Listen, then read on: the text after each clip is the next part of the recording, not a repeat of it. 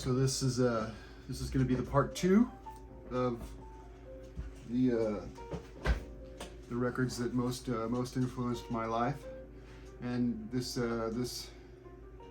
episode brings us to Iron Maiden and Number of the Beast, which is maybe, I don't know, there's a couple that vie for positioning for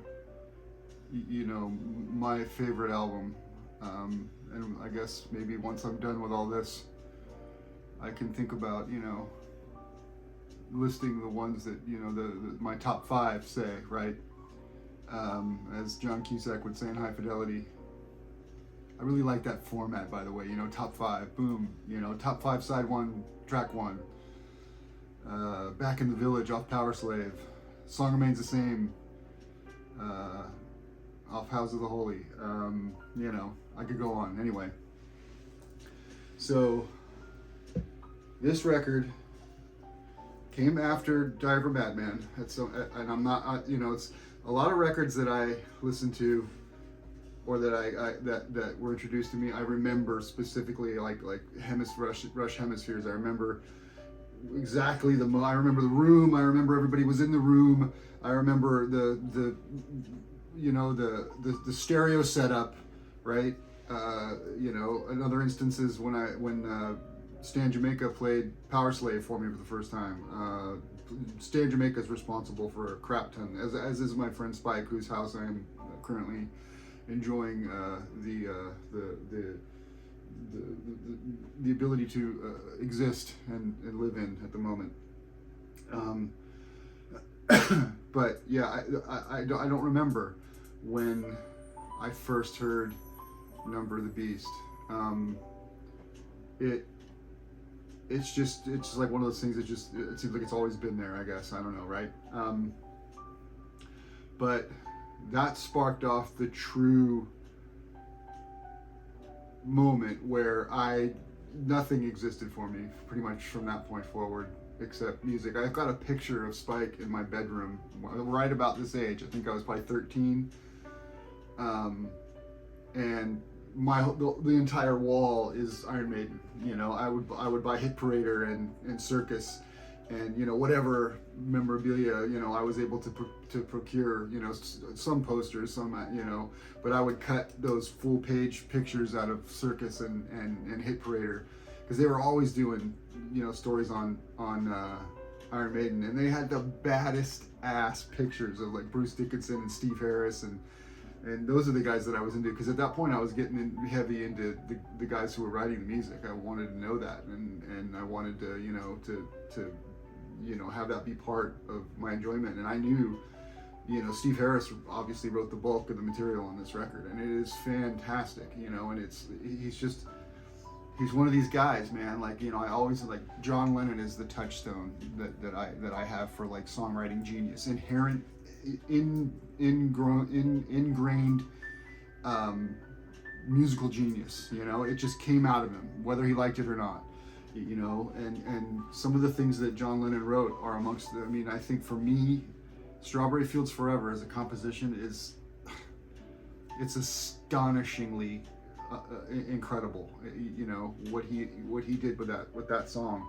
And then of course, there's not only you want to get into the whole recording process of that, so it's just, anyway, that's a whole other thing.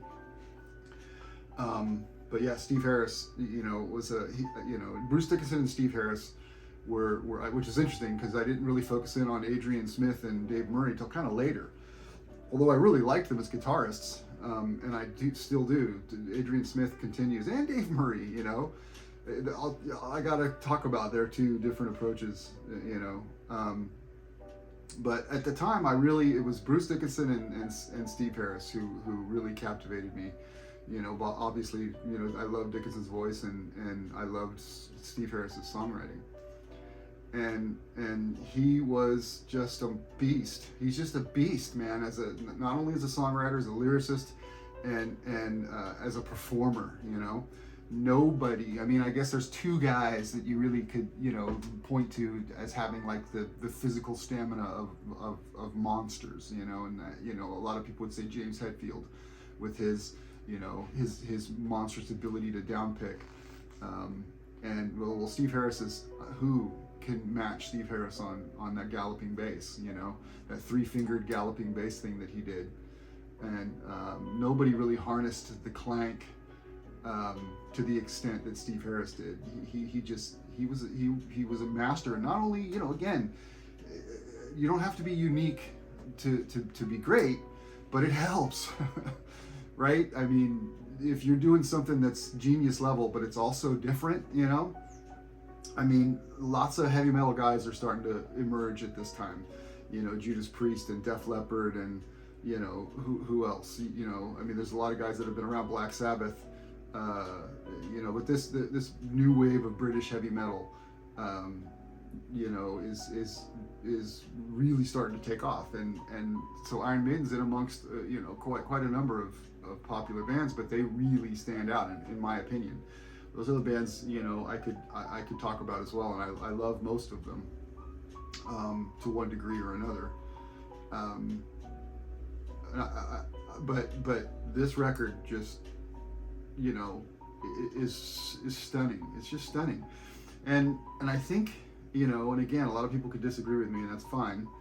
I honestly think, like, and I hesitate to really say it, but because I do love what came before and what comes after a lot, almost as much as this record, if not maybe more. But this is really essentially for me the one true Iron Maiden record, and the only true Iron Maiden record, because everybody was in place for me, and I don't want to talk negatively about any other members. I think Paul Di'Anno, all the guys that came and went, and Nicko McBrain, obviously we'll talk about him. I think he's I love his drumming. I prefer actually what he did with Pat Travers on, I think he did 3 albums with Pat Travers. 2 I can think of off the top of my head. Putting It Straight, which he's brilliant on. He's just stunningly brilliant and plays in a completely different kind of way, but still not chaotic, wild, fierce, Nicko McBrain, but it's different. He channels it in a different direction, and I absolutely love it. Like, listen to Life in London. Listen to his drumming on Life in London off Putting It Straight, and you wouldn't believe. I wouldn't, if I heard that I would recognize the drums being amazing, but I don't think I would at all pick out, oh, that's Nicko McBrain, I just, this wouldn't happen. And he played on Making Magic too, pretty sure. I should really do research before I do these things, relying on my memory anymore. I used to be able to just like pull bass players and producers and engineers and, and just have but yeah, not anymore. Speaking of that, just, for correction's sake, when I was talking about Jungle Book last time, I think I said Sam Harris sang the Blue the Bear song. It was Phil Harris. I can't remember shit anymore. It's tragic.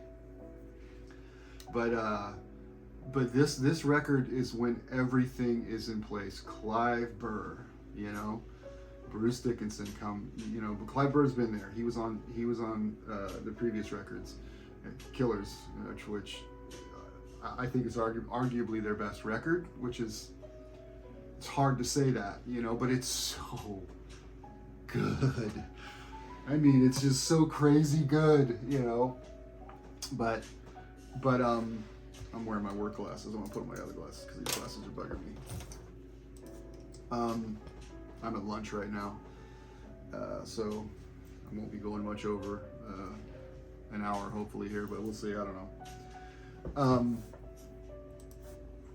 Clive Burr, Bruce Dickinson, Adrian Smith, Dave Murray, and Steve Harris.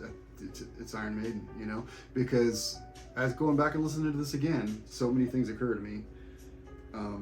But one thing that always occurs to me is just the unbelievable uniqueness and brilliance of Clive Burr's performances here. He never just does anything like just to fulfill the role of percussion.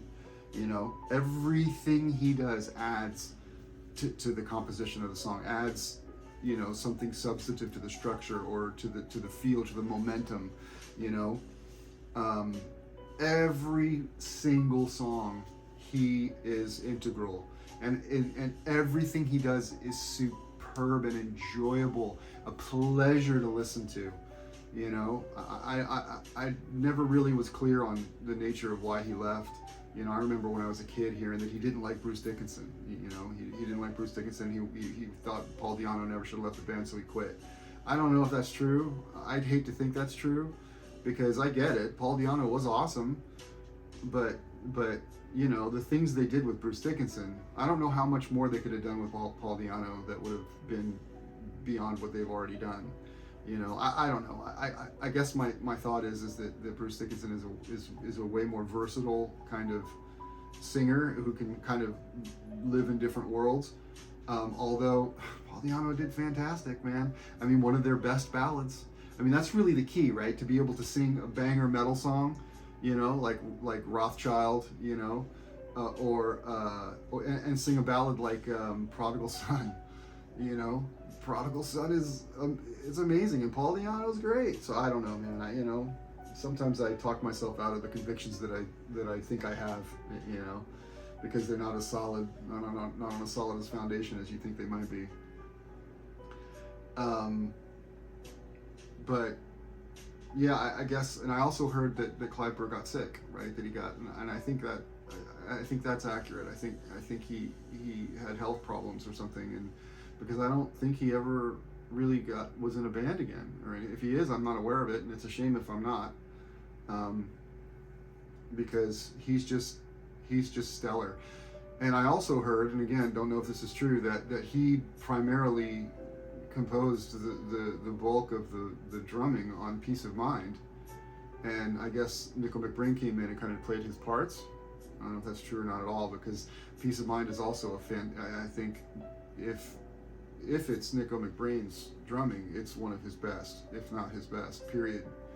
You know, going forward, he's great, but he kind of recedes, as I see it, going forward into the ensuing albums, he kind of recedes into the role of the percussion guy. Although there are some massive standout moments. I think of the late album, or mid-era album, Seventh Son, Can I Play With Madness? I really like what he did with the drums on that. But yeah, I don't think on it's like on Where Eagles Dare, you know, the drums on those that's so integral to the song. You know, what he does with the snare and everything, and Flight of Icarus and Die With Your Boots On, and those songs, the drums are really central. You know, as you move forward with like Power Slave, the drums are great, you know, but they don't stand out quite as much, I guess. I don't know, is that a problem? I guess not. But this record is like, to me, it's like, I don't want to say it's the peak of Iron Maiden, because I don't think it is. I think their peak's coming, you know. But it's a moment where it's purely Iron Maiden, you know, I guess. I hesitate and feel conflicted about saying that, because I love what came after so much, but I do believe that, you know, bless Nicko McBrain, I would have preferred that Clive Burr kept going, you know. It's just I can't say it any other way. But yeah, I mean, just a monster of a player, and you know, just this whole ensemble. I talked about, you know, all the synergistic elements, that synchronized to create Die With Madman. Same thing's going on here, you know. All the synergistic elements. Every single player is the perfect player for that moment, for these recordings, for these songs, and what they did was absolutely incredible.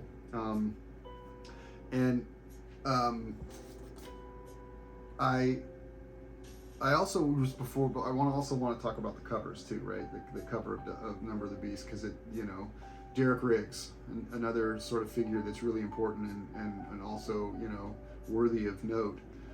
He did Killers, right? I think Killers probably maybe one of the best heavy metal album covers of all time. This album cover is cool, but it's just chaotic works for that. It is very chaotic. There's a lot going on. And I guess he based it on a comic book. I read that somewhere, that there was like an X-Men comic book or something, or a Spider-Man comic book that he based this puppet thing. He based it on the composition on, and I can see that it looks very comic booky.